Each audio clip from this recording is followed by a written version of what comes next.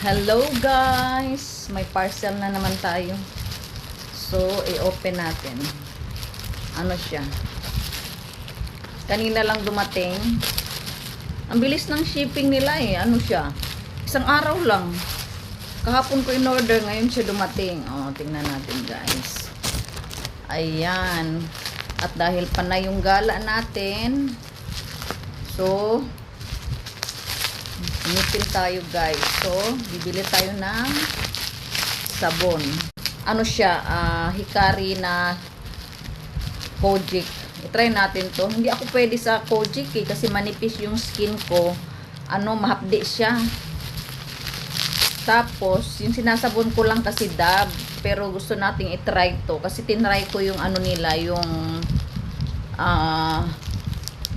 sunscreen nila, yung dalawang sunscreen nila. Hiyang naman ako doon, maganda naman siya. Pero sabi nila, ano daw to eh. Hindi naman daw to mapdi sa skin. Kaya, bibilhin natin to.